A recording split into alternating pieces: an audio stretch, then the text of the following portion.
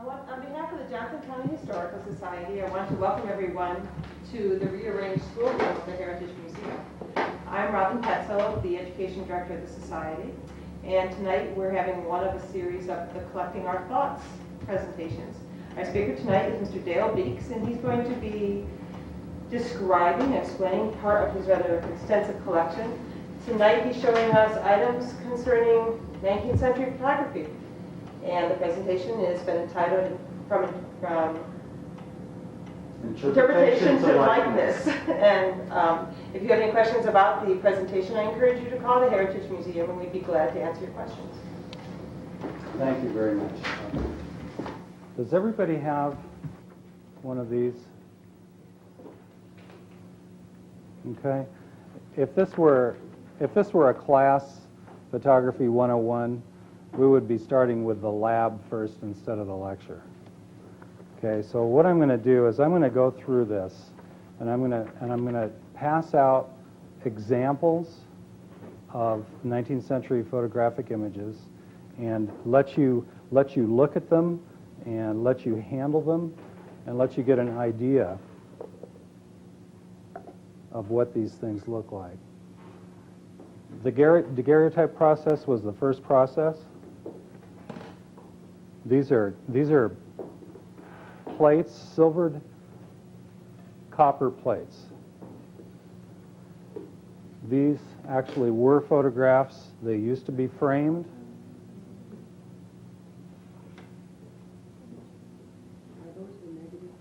No, there were no negatives until later on in the century. It was actually what the Daguerreotype process incorporated was a silver-plated copper plate, which was then iodized, and this made it light sensitive. Once the plate was iodized, it was put into the camera. The sitter was exposed to the plate. And then the plate was taken and put in a fumer, and it was fumed with mercury vapor. This couldn't have been a real hot process for the daguerreotypist, and maybe you hung out with the Mad Hatters later on because they did it for years and years and years. You guys need to get a feel for the weight of it, what it feels like, the shininess, what it looks like. That's the daguerreotype. The daguerreotype was then taken and put into a case, and don't worry about that falling apart. That's been poorly taped.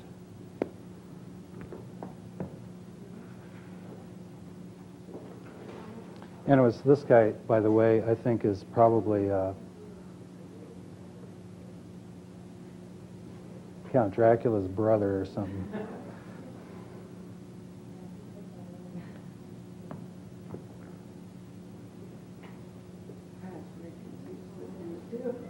Well, and that's because it's a very mirrored image. Okay, now the glass is protected. These images, the glass and the daguerreotype, and what you see underneath the glass, which is the mat. That's this piece here, are all taped together with a seal. So they have the air sealed out of the unit. When the plate is exposed to air, it tarnishes just like a silver spoon.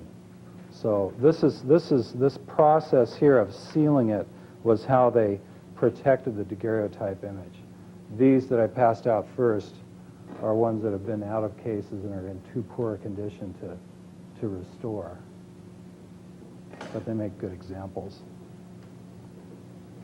The early mats were sometimes paper, and during the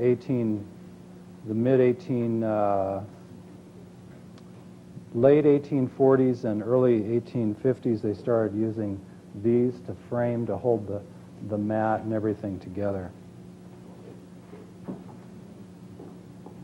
In 1854, the ambrotype was developed, and the ambrotype was using a collodion process where the image was actually taken right on a piece of glass. This is an early ambrotype, and right down in the corner here, you'll see that it has the ambrotype patent information. And if you look at this closely, you'll be able to see two layers. You'll be able to see a black layer underneath, and I have a magnifying glass for anybody who needs it. And you'll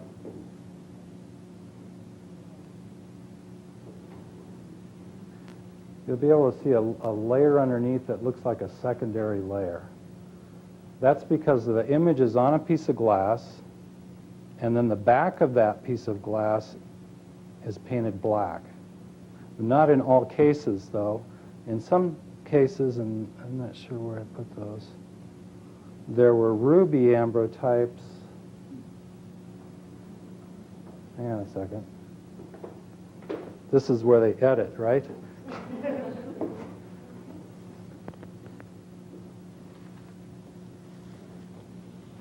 Well, maybe I forgot them. There were ruby ambrotypes, which there it is. You hold it to the light, you'll see that the glass has a ruby color to it. These also, you don't need to worry about dropping them or anything because they're trashed, but they're good examples to show you what an ambrotype is. The ruby ambrotype was not on a clear piece of glass, it was on a ruby-colored piece of glass. And there were also black glass ambrotypes, and I believe that there were white glass ambrotypes too, but I've never found one. A cameo, I think they're called.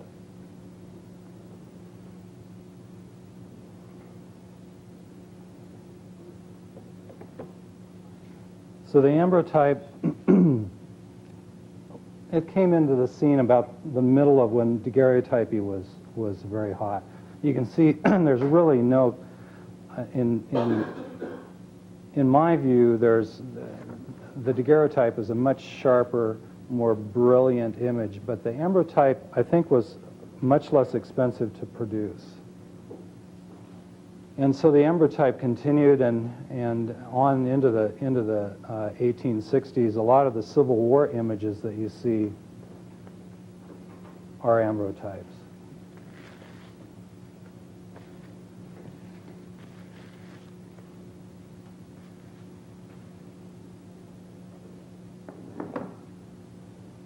Here's a Civil War image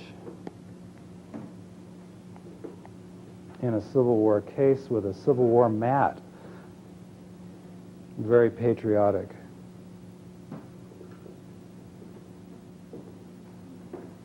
How can you tell? I've forgotten the number of these in my husband's family. How can you tell what type it is by looking at it? They don't look like any of these. They're shiny. Well, it takes a while to get used to looking at these. The daguerreotype, one of the characteristics that is similar to all daguerreotypes is the mirror finish.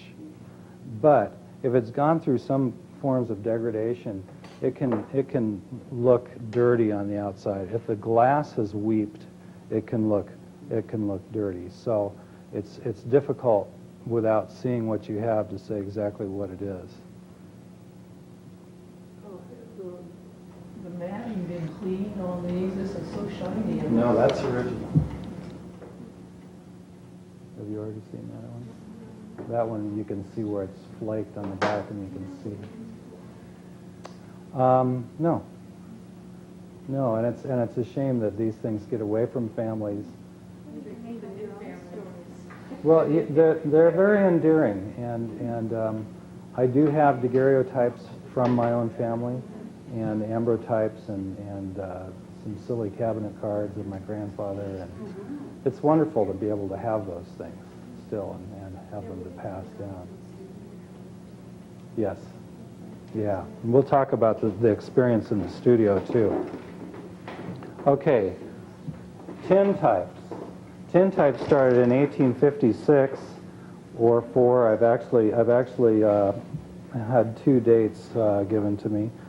Tintypes are actually on a sheet of iron. It's not tin, it's iron. In appearance, the finish is, if you look at it with a magnifier, is stippled. It has microscopic pocking. They were also called ferrotypes and melanotypes. They were very cheap to produce, and they became very popular because they were so inexpensive to produce. And actually, a lot of the Civil War images you see are also a tintype.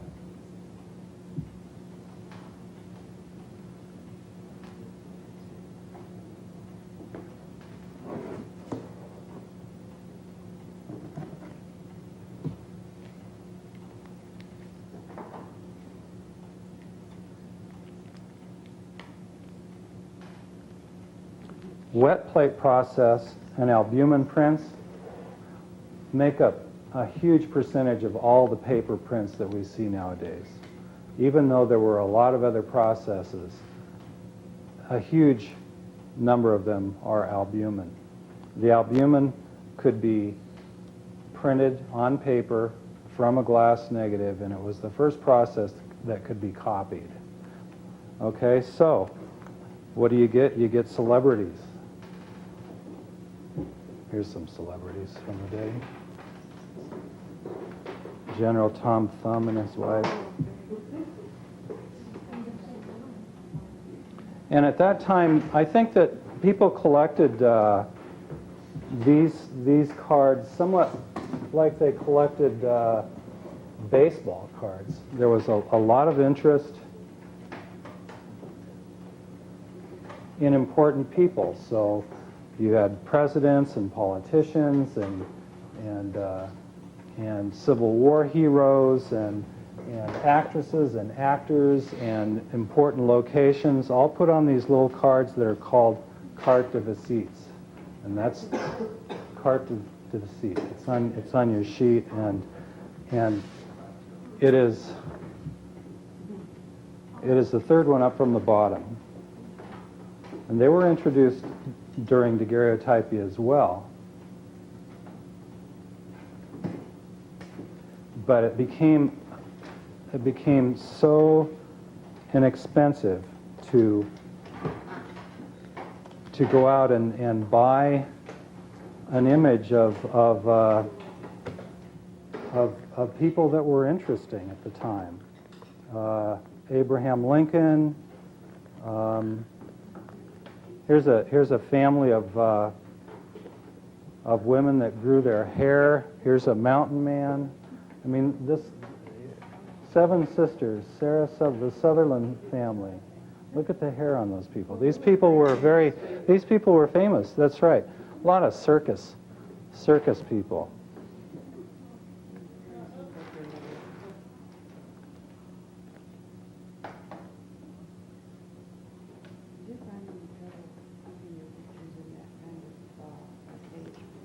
Yeah, as long as I don't pick it up upside down, they stay in here. I'm speaking from experience. No, you want to get polypropylene archival sleeves, which you can get at most photo stores. And that way, don't get the vinyl ones. Vinyl does not work at all. And these are made by print file archival preserves. They're cheap. They're worth it. I've seen vinyl sleeves ruin photographs in a matter of a few years. So be careful what you have your photos in. Okay. Now this you're going to just want to pass around and take your time. These are stereo cards.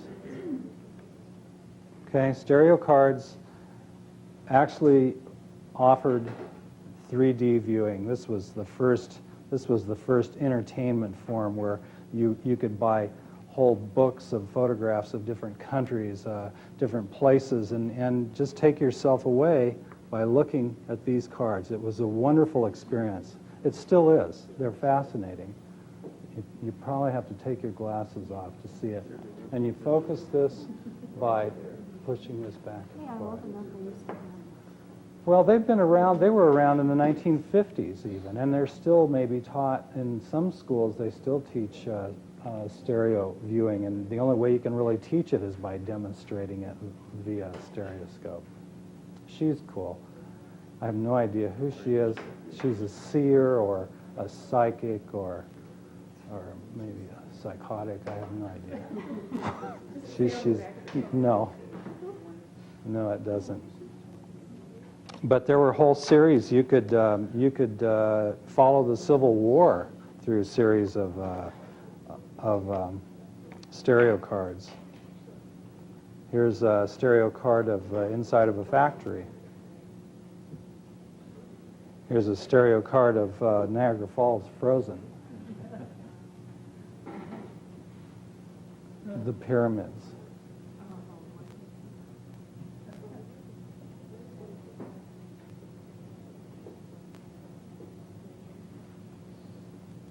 The Great Pyramids. No, they were taken typically with one camera that had two different lenses that were set apart approximately the same as your eyes, and so the stereo image was formed in that way.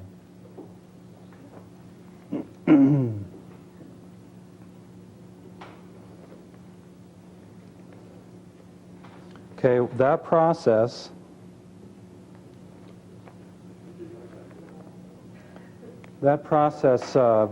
for stereo cards was the same as what was for the cabinet or the CDVs or carded seats. It's an albumin process. Remember we talked about a man holding a child? Yeah. Look at in the background, that one. Right, it's exactly the same pose. Well, similar. The kids were wiggly. We'll talk more about kids later.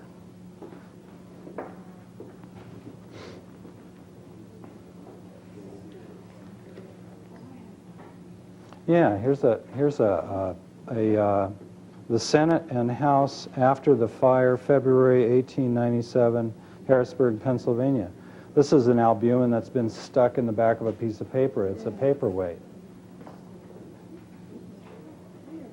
I don't remember what's in that. I think it's a person.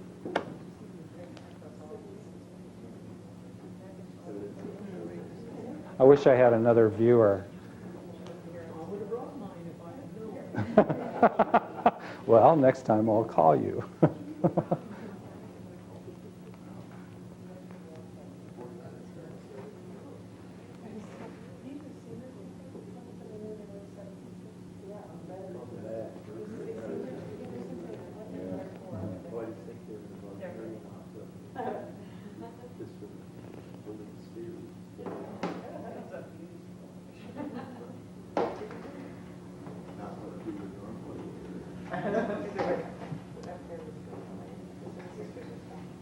Stereos were brought in quite early too, and they were 10 years before the advent of the Civil War. So there were a lot of important people in battle scenes and parts of the Civil War documented photographically on stereo cards by important people, photographers like Gardner and Brady, one of the most important photographers of the 19th century, who started out as a daguerreotypist in 1855, and by the end of the Civil War was totally broke because he had made these booklets of photographs of images of the Civil War together without giving any credit to his photographers that he hired. They took him to court. He lost everything, and he died a pauper. Cabinet cards. These are cabinet cards. You still find them. They're still around. They're kind of all over the place. They're larger than the CDV. They were much easier to see, and they were very, very popular. Again, important people, actresses, and there's Charles Darwin. This lady is Mary Anderson. Not sure who she is. Here's Ellen Terry. I'm not sure who she is, even though that sounds familiar. She was an actress. Here's Little Egypt. Yeah, with her clothes on.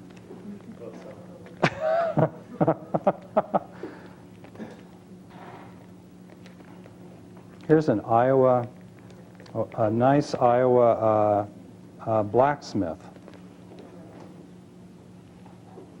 Circus performers. Here is John Craig, heaviest person alive, 34 years old, 907 pounds. 907. 6 feet 5. 6 feet 5 inches. At birth weighed 11 pounds, and at 11 months weighed 77 pounds. He was a fast grower. Okay, now here's an important time. At that time, when he was 11 months and weighed 77 pounds, he took a $1,000 prize at the Barnum's Baby Show in New York.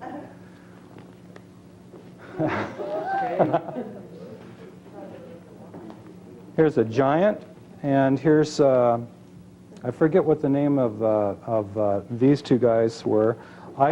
They were midgets, and they were identical twin midgets, real novelty. Iseman, a New York photographer, was the place to have your photograph taken and documented if you were a circus performer. So you see a lot of them come through from that studio. Here's a guy that had there been thalidomide, he would probably have been called a thalidomide child. Here's a bearded lady and a fire breather.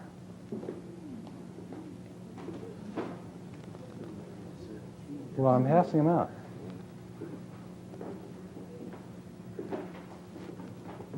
So are the ones that you have more common because they're publicity photos? Because they're what? Publicity photos, there are more copies made in the beginning? Yeah, there are more copies of the circus performers, and if you were going out and looking for Uncle John in a cabinet card, it would be very difficult. None of these seem to be portraits of common people, they seem to be celebrities. I have boxes of common people at home that came in usually in albums that had 1 or 2 images that I wanted. So yeah, there are quite a few of those.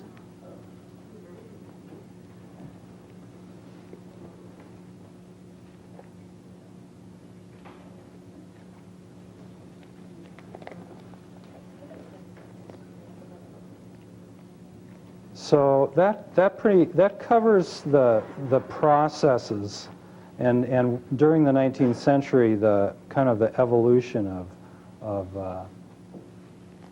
the various processes which were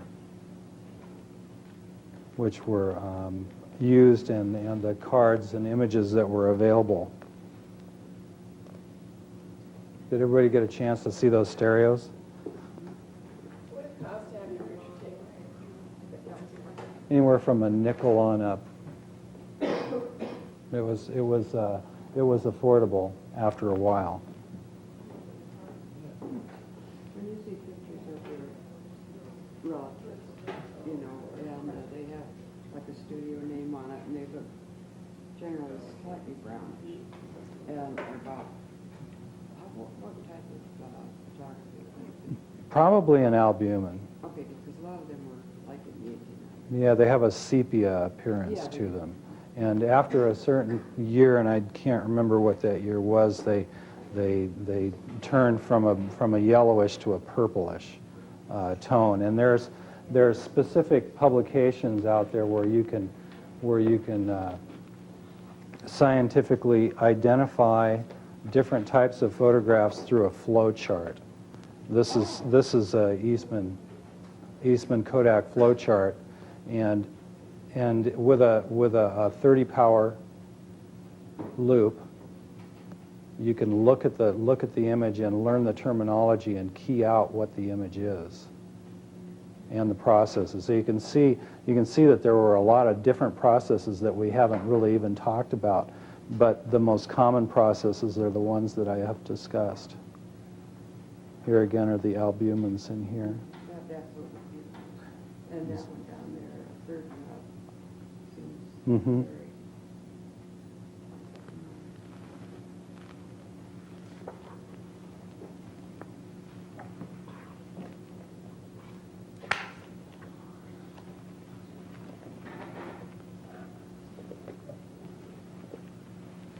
Okay, does everybody have a little bit of a grasp of what 19th century photography went through, starting in 1839, the daguerreotype? Okay. That's a long time ago. Over 150 years it's been. It was a process which was used for over 20 years, and during its use, the ambrotype began, and the tintype, and the albumin, wet plate albumin, stereos. Photography came on the scene like a bull out of the pen. When did they start moving pictures? 20. Well, actually, there was some 19th century moving pictures, but Were there? yeah, but that whole process really started in the teens with Edison's kinetoscope. Because there had to be 71 and they had some of them in spot. Yeah, they were around. They actually experimented with moving pictures quite early. Now we're just totally inundated with photographs. I mean, we cannot open our eyes without being inundated with photographs. But if you try and put yourself back to prior to the daguerreotype, there were no likenesses of people. Everything that was out there that was a picture of a person was an interpretation by an artist. Those may have been in the form of a silhouette. This is pre-daguerreotype silhouette. And there were silhouette artists, and there were some that were better than others. And sometimes whole families had silhouettes made. And every city had a silhouette artist who was preferred. There was oil painting on ivory panel.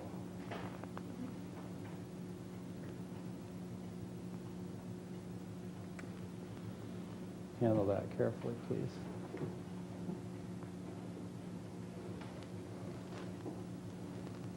And that's on ivory. And there were aqua tints.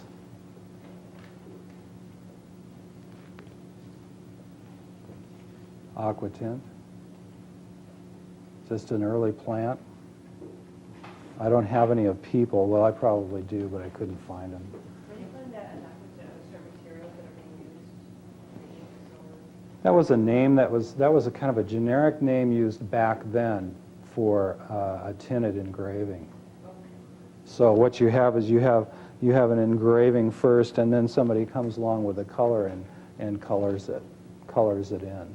But when you, for instance, the mode of dress that was popular out of Paris in the second quarter of the 19th century were people in various forms of dress with aqua tints. So there was some relation.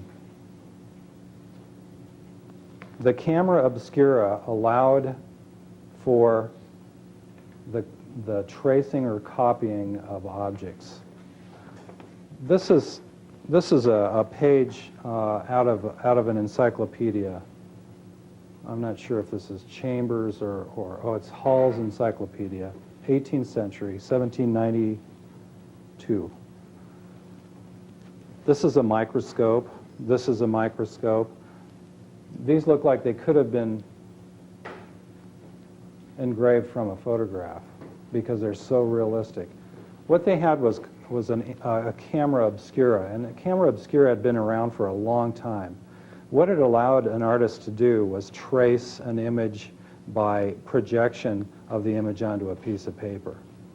You would, in some cases, if you were doing a landscape, you were behind a box with maybe a lens and maybe just a pinhole, and you were tracing on paper the landscape in this hooded box.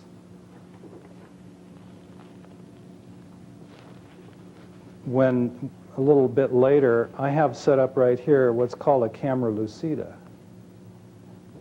And if you look through this lens, what you're looking at is a prism. The prism is looking at that card on the wall, but at the same time you're looking down at this piece of paper on the tabletop. So while looking through there, you can trace exactly what you're seeing over there. That's the same way a camera obscura worked, except without the prismatic lens. The same idea. And that's how a lot of the art in the 18th century and earlier was produced, and that's why it looks so realistic. They realized that there was some sensitivity to light on some surfaces, but nobody had ever been able to fix this light onto a surface. Let's look at some timelines here.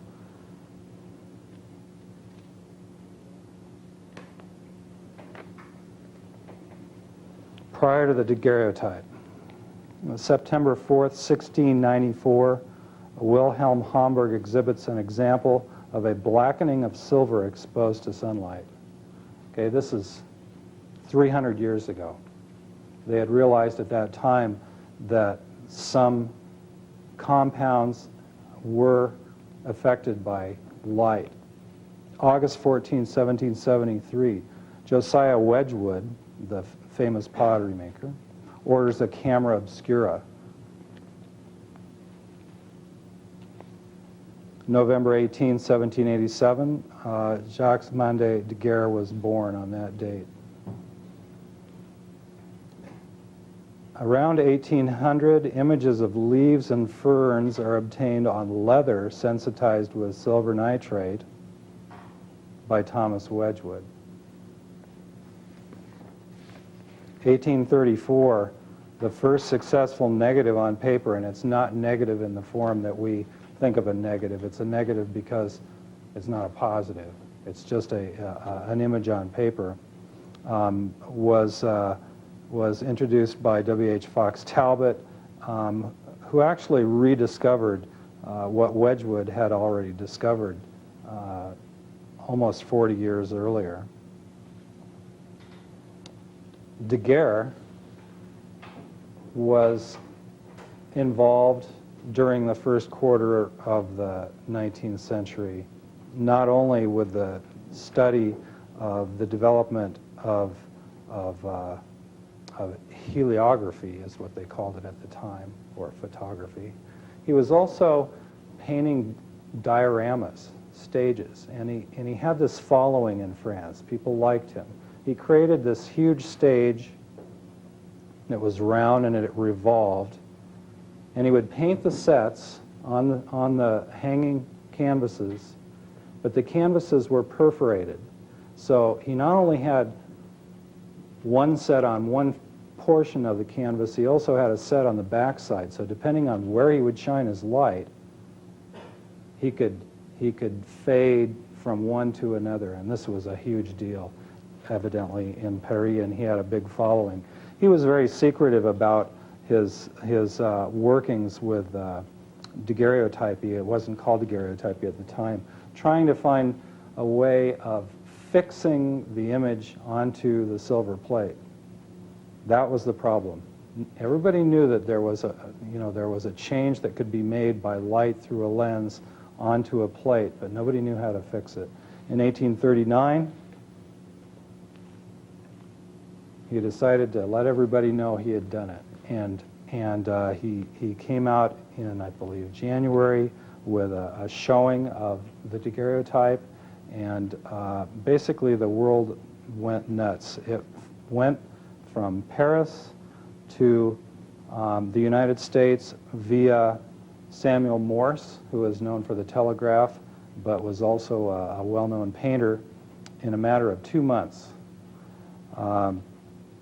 The announcement in Paris that an image was able to be fixed was so important that there were 200 people waiting outside this room for this information to come out.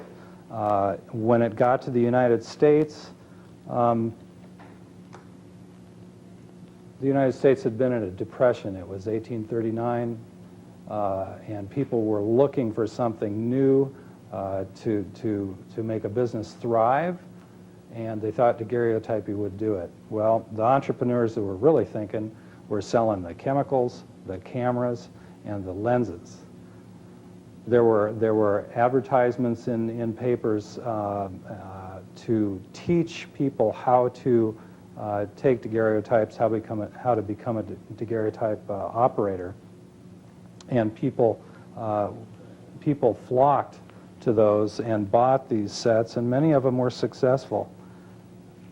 In 1850, New York had 77 rooms on Broadway alone, Daguerrean studios.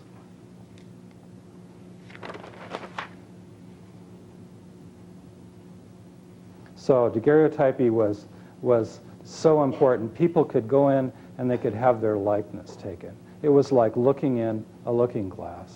Well, this was great for some people, but for other people it didn't work at all. This dandy put on his best. Some of the women who had portraits painted during the first quarter of the 19th century and were aging maybe didn't like to go into the studio and have a likeness taken of them because they didn't like what they saw when it was done. And that happened, I've read about that often. This is an early image, and it's maybe a little bit disturbing to some people. It's a triple post-mortem. If you don't want to look at it, you don't have to. It's a mother and her 2 premature children. It was very common for a person to document the way a person looked after they passed away if they hadn't had an image taken of them before they passed away.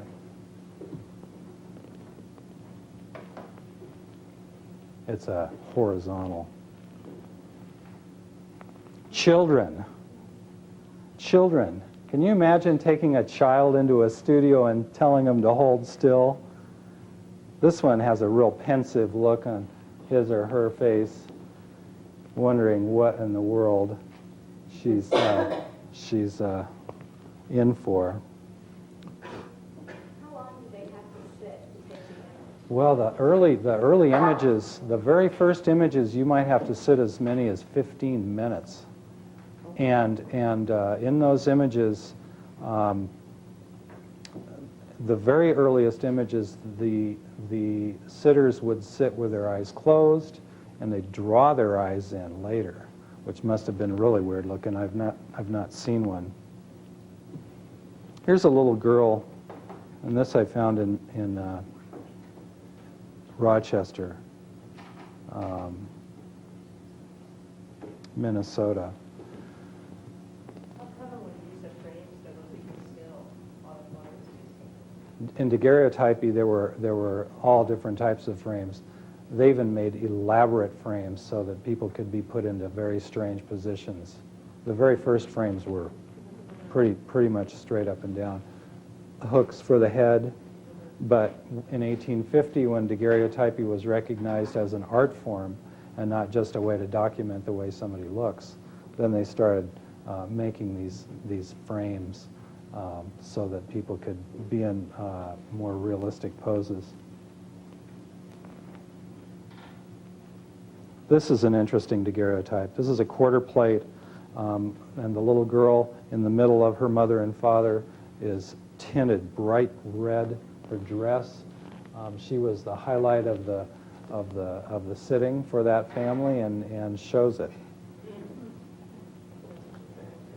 Here's a little girl who was obviously told to hold still one too many times. That was my reaction when I first saw it. Here's a little girl who was told to hold the dog still.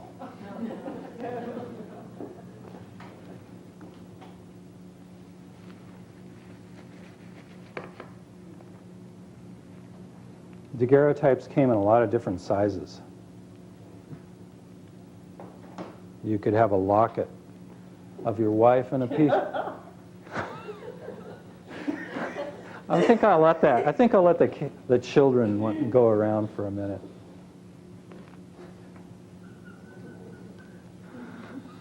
What kind of photography was it where you always see people reading on the big old flash? Oh, that's late 19th century. Yeah. No, well, some of them, sometimes, it's hard to say. It depends on what camera they had. Okay, because I see that all the time. Yeah.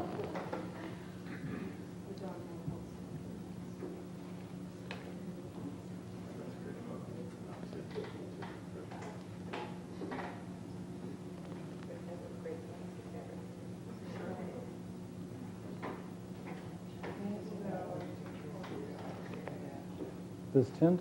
Yeah, the tint. Because here in I've done some of these women characterization actions. Mm-hmm. Yeah, they were very popular. There are whole books of them.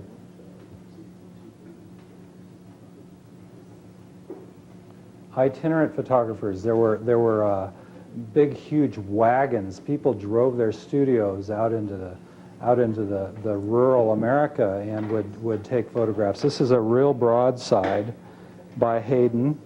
Splendid daguerreotype miniatures taken in every style by E.S. Hayden.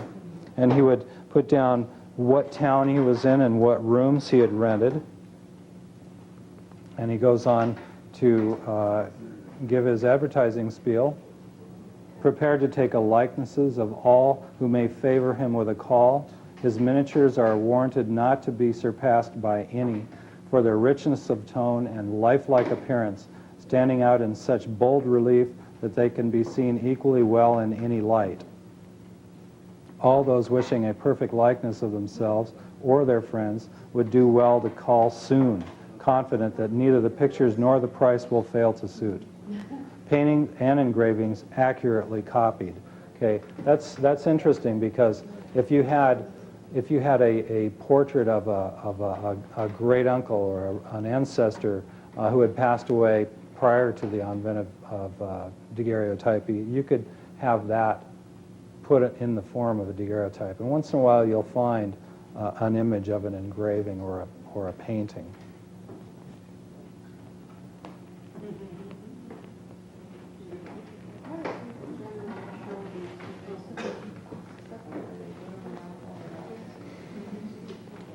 I think they were keepsakes. I don't think they were. There were some frames that were used to hang daguerreotypes on the wall, but typically they're in cases like that, keepsakes. The Newark Daily Advertiser, Monday evening, August 29, 1853. This is really interesting because there are a listing of 4 Daguerrean galleries, and 2 of them are women daguerreotypists, which is very interesting because there are not very many lady daguerreotypists that are documented. Now, remember we talked about women who would go in and have their image taken and come out and not like what they saw? Here's Prasch's celebrated gallery by the canal, largest concern of the kind in the city, and is becoming widely known as the place where the truest and handsomest daguerreotypes are made. My pictures are entirely free from disagreeable shadows and important consideration with the ladies who frequently say my pictures flatter. Oh no, not at all. I only command their most attractive features to appear on the plate. Or in other words, I give them true likeness. Now, is that selling or what? There's other ads up here related to daguerreotyping.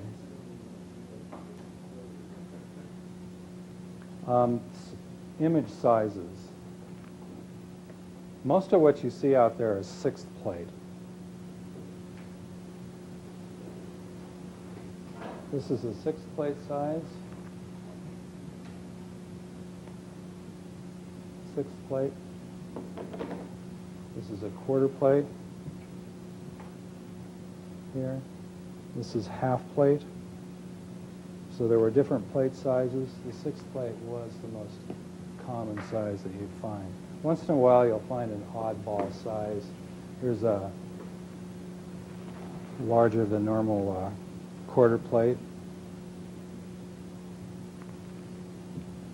This fella decided to take his hat off for the photograph, probably because he wouldn't fit in the frame with his hat on.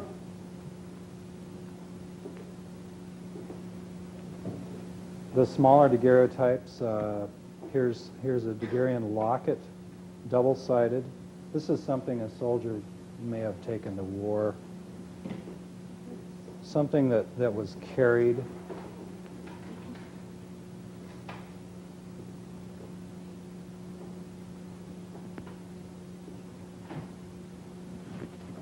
they come for men to have a locket, not a watch case with one side, but purely a locket. I say it's the Civil For a War. man to have a locket? When you say it's the Civil War in terms of the Civil War soldiers, era. or I the think they were Civil War. carried. I think they were carried by both. Oh, okay. Yeah, I think they were carried by both.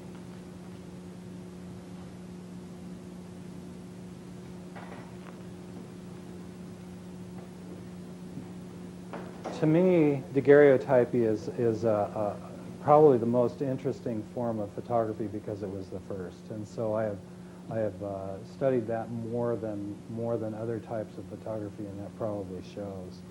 Anybody who would like further information, there are tons of books available. I could give you specific titles of different books for research for specific types of photographic processes. But thank you very much. I think that's the end of my talk. Can you talk a little bit about what audience members would do if they want to preserve some family possessions like this, how perhaps not to clean them or not? Well,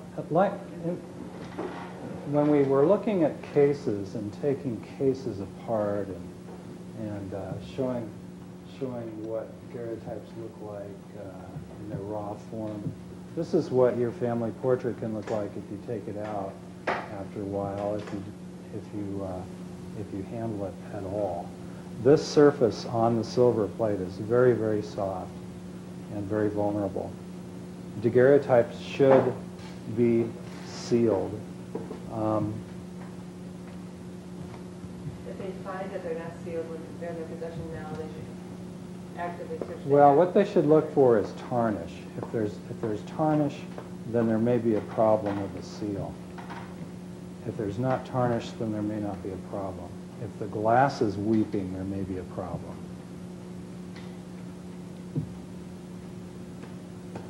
This is an archival reseal from original seals, and the plate has been cleaned because this is the triple postmortem. This plate was black when it was found. You could hardly even see what was on there.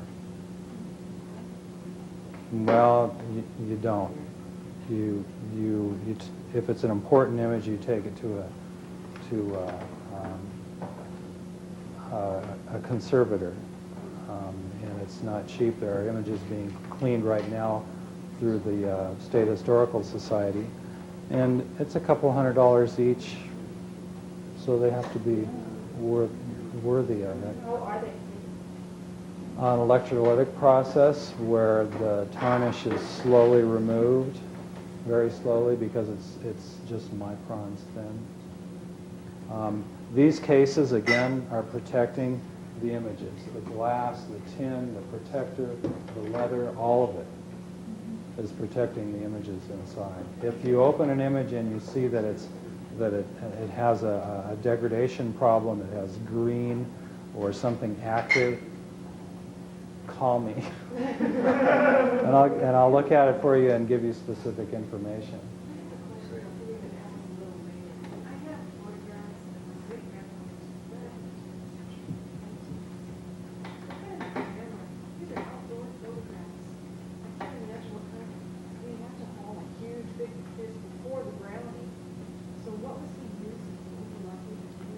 He could have been using a cycle camera or one of the box cameras that had a folding front and bellows.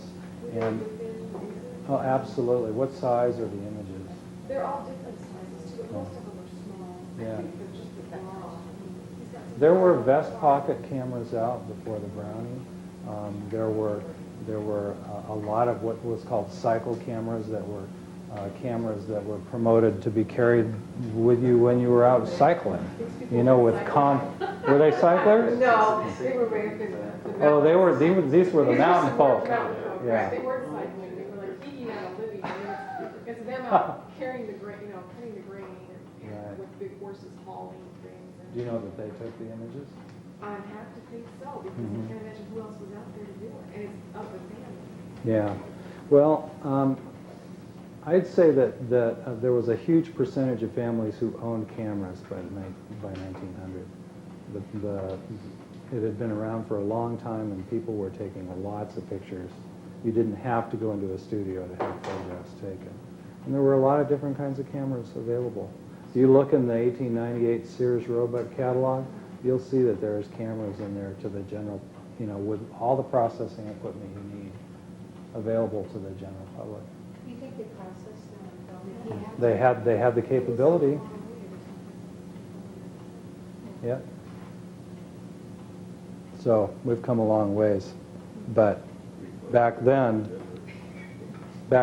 we weren't inundated with what we're inundated with now. So there was a lot of novelty and a lot of work that went into getting everybody ready to go to the Daguerrean studio and be seated and have an image taken of the family and come home with it.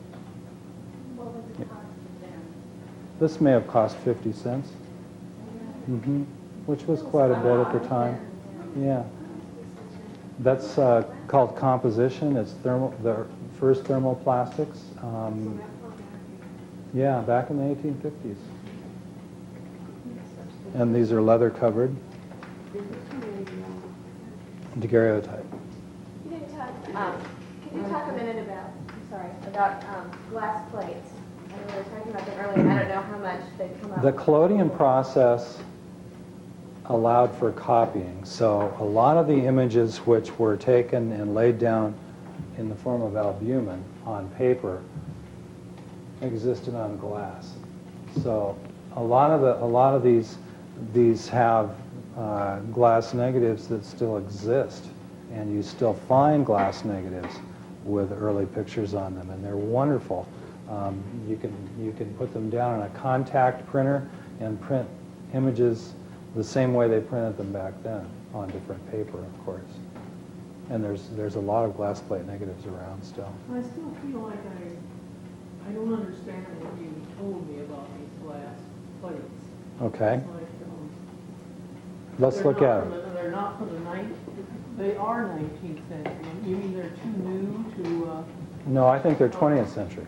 or I mean, 20th. Yes. Yes, this is a 4x5. See, the glass plate negatives were something that was used for a long time. See, here you have an image of somebody on a motorbike That's taken from that. that's taken from this, and Maybe half a dozen years ago it was made from that. yeah, right, and you could still print more from this on a contact printer. But Duke, maybe you could help me out here. The 4x5 format, is pretty much 20th century format. Is that correct? Yeah, or maybe late. But this is a motorcycle, and motorcycle probably from the teens at the earliest. You mean like 1914? Yeah, right. So these are 20th century glass plate negatives, but it's not too much different. See, you have the collodion on the back from what was used during the 19th century, the glass plate negatives then as You well. wouldn't have gotten back as far as like 1895. Well, these aren't, but they did use them back that far. Yes.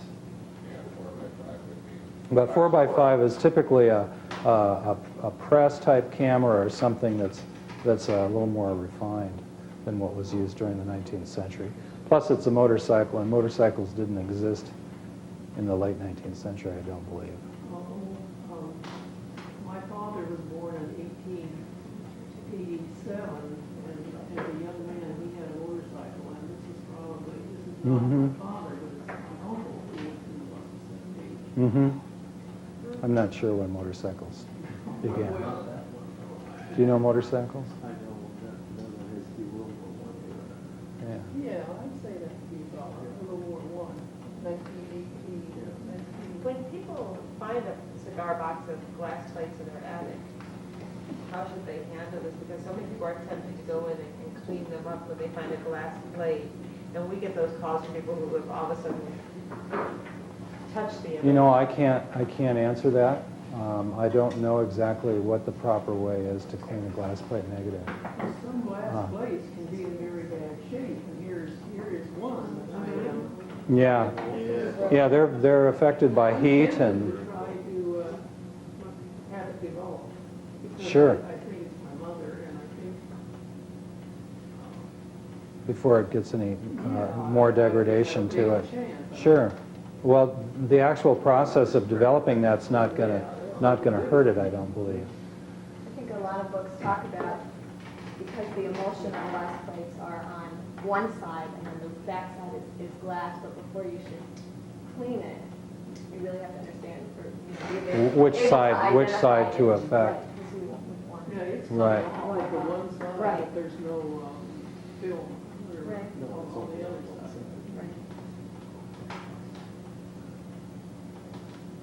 And there are boxes and boxes and boxes of glass plate negatives around. One of the buildings in Cornell in Mount Vernon, they were getting ready to remodel the attic. And so I went up there and suggested to them that they take all these glass plate negatives and put them away until they find out what they are, because typically they're ignored. And sometimes they get mixed in with magic lantern slides too, which are different. They're a positive, not a negative. Thank you.